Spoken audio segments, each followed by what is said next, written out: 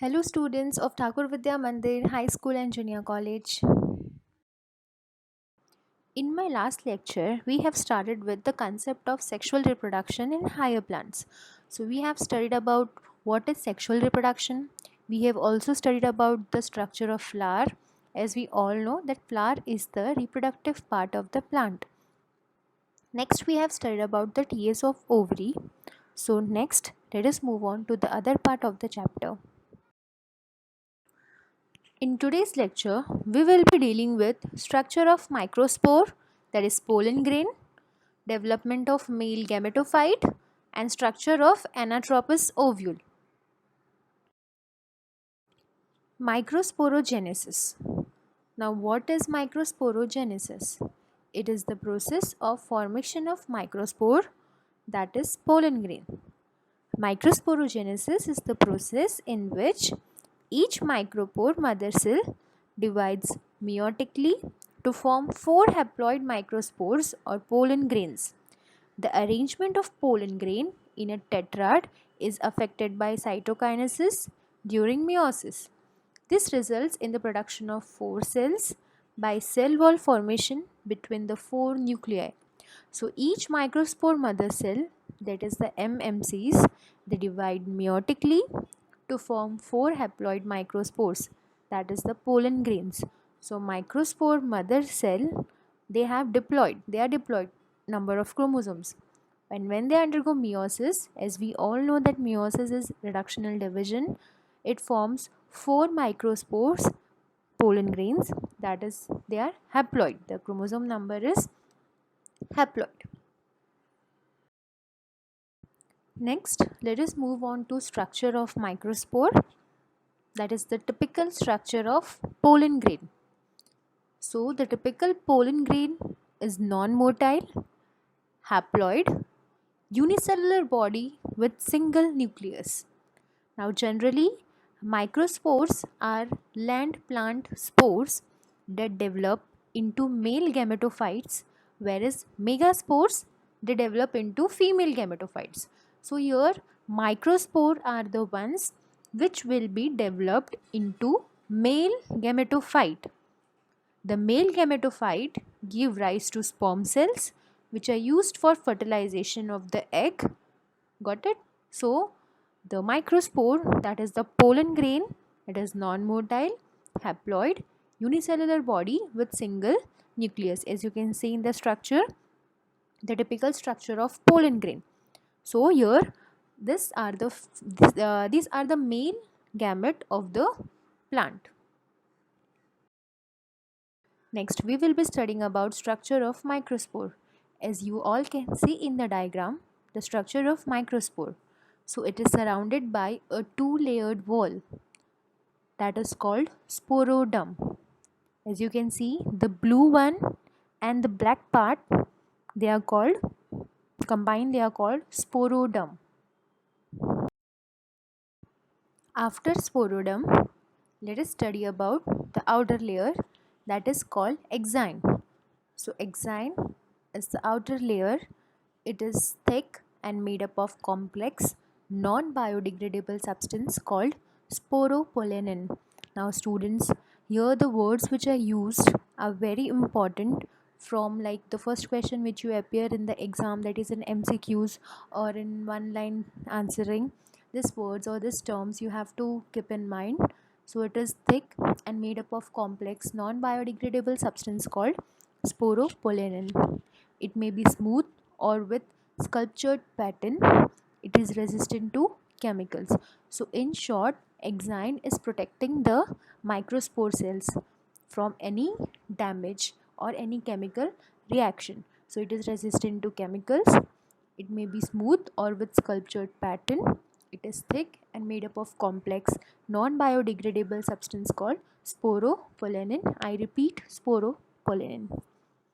In the diagram, the blue color outer layer which you can see, it is of exine. At some places, exine is very thin, showing thin areas known as germ pores. Now these are meant for the growth of emerging pollen tube during germination of pollen grain. So as we all know that from this microspore cell the germ tube arises.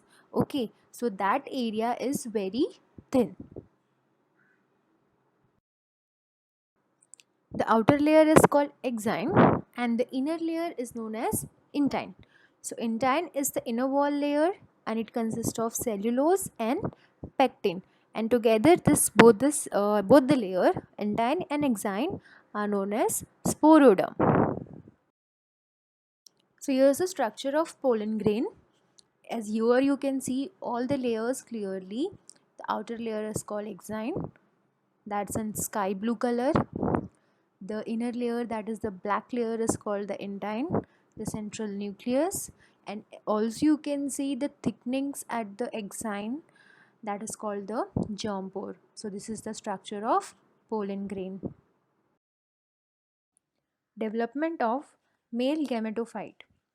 Pollen grains develop in the stamen, which consists of a filament supporting the anther. The pollen mother cells undergo meiosis to form tetrads. The uninucleate young microspores are released from the tetrad, which helps the enzyme secreted by the tapetum. So pollen grain, it marks the beginning of the male gametophyte. Pollen grains, they marks the beginning of male gametophyte.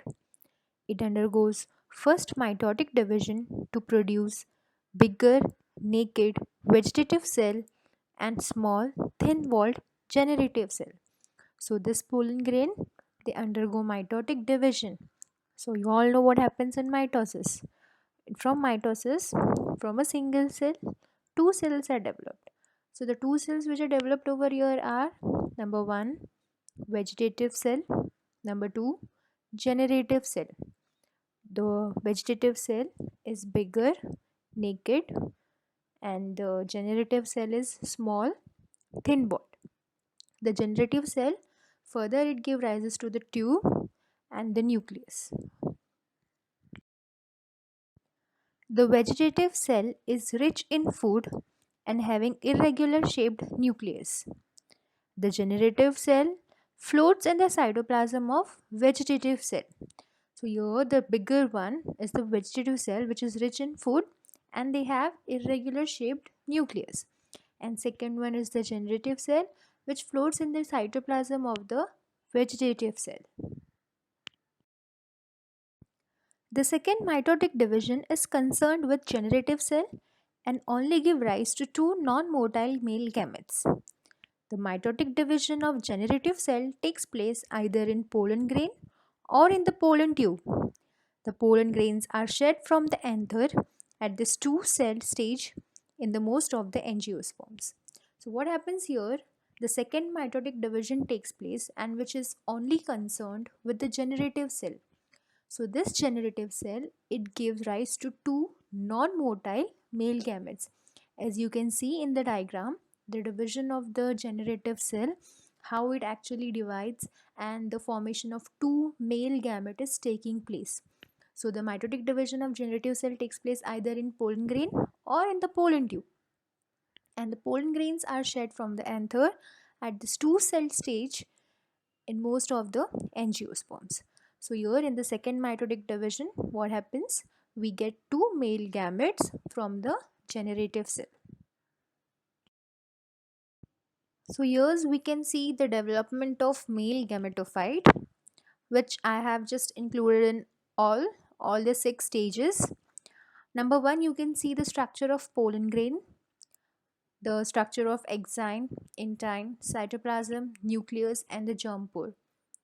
The second, you can see how it has gone down mitotic division, and because of the mitotic division it has resulted in the formation of two cells, that is the vegetative cell and the generative cell.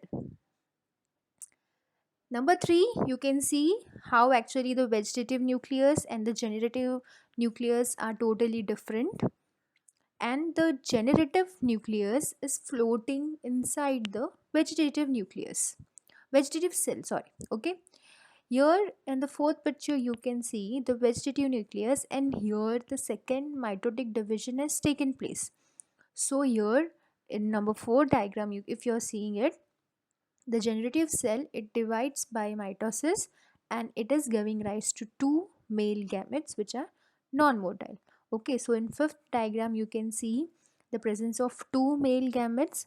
The cell, the pollen grain, it has undergone the second mitotic division and two male gametes are formed.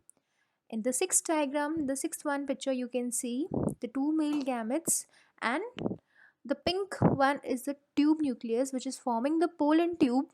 It will be giving the way from the male gametophyte to the female ones and followed by the two male gametes, and that's how the male gametophyte is formed.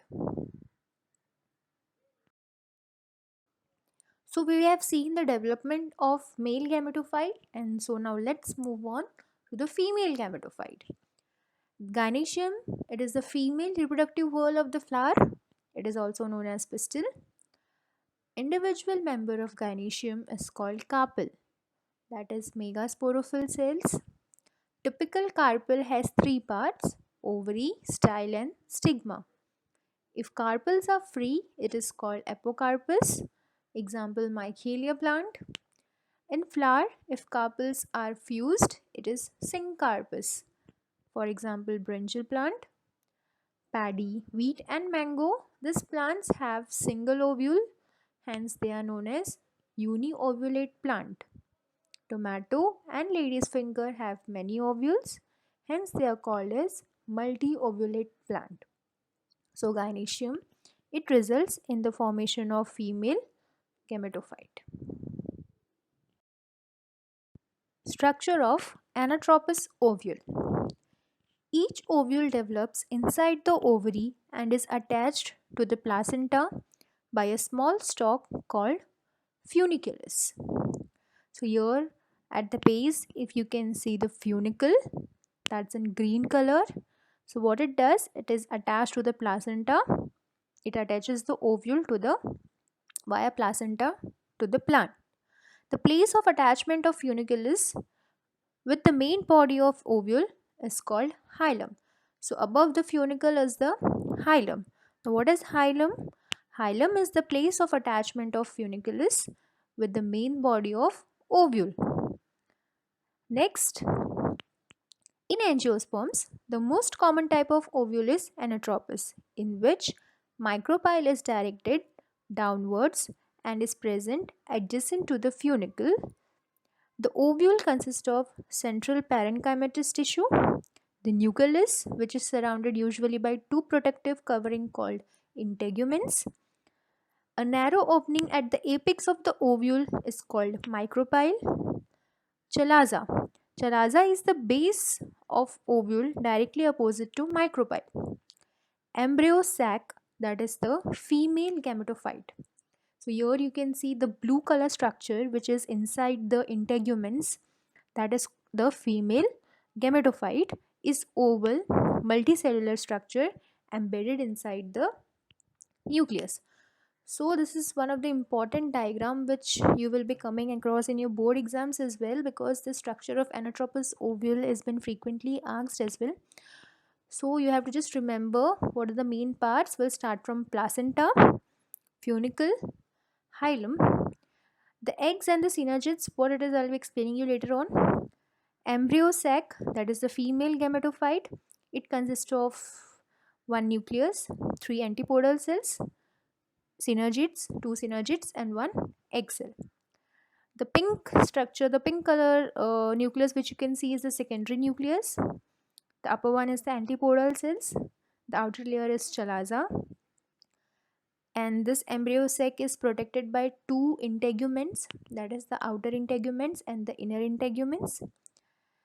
The layer inside the inner integument is called nucleus and the opening is called micropyle. Each ovule develops inside the ovary. So in a plant, the ovary is the fruit and the ovule is the seed. Ovule is attached to the placenta by a small stalk called funiculus. The place of attachment of funiculus with the main body of ovule is called hilum. So here you can see the hilum where it is actually present. It is at the side of attachment of the funiculus with the main body of the ovule. In angiosperms, the most common type of ovule is anatropous ovule. Why is it so? Because the micropyle is directed downwards and is present adjacent to the funicle.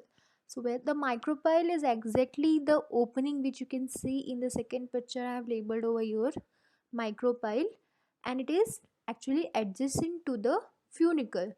That's why it is called as anatropous ovule. The ovule consists of central parenchymatous tissue, the nucleus. It is surrounded usually by two protective coverings called integuments, that is outer and inner integuments. A narrow opening at the apex of the ovule is called micropyle. Chalaza is the base of ovule which is directly opposite to the micropyle. So if you're observing in the diagram, you can see the micropyle is in the downward direction and chalaza is exactly at the opposite of micropyle. Embryo sac, that is called the female gametophyte, is oval multicellular structure embedded in the nucleus. So students, I hope you must have understood the concept of structure of microspore, that is the structure of pollen grains, development of male gametophyte, and structure of anatropous ovule. So I want you all to just go through it, just practice the diagram and do the assignment. Thank you.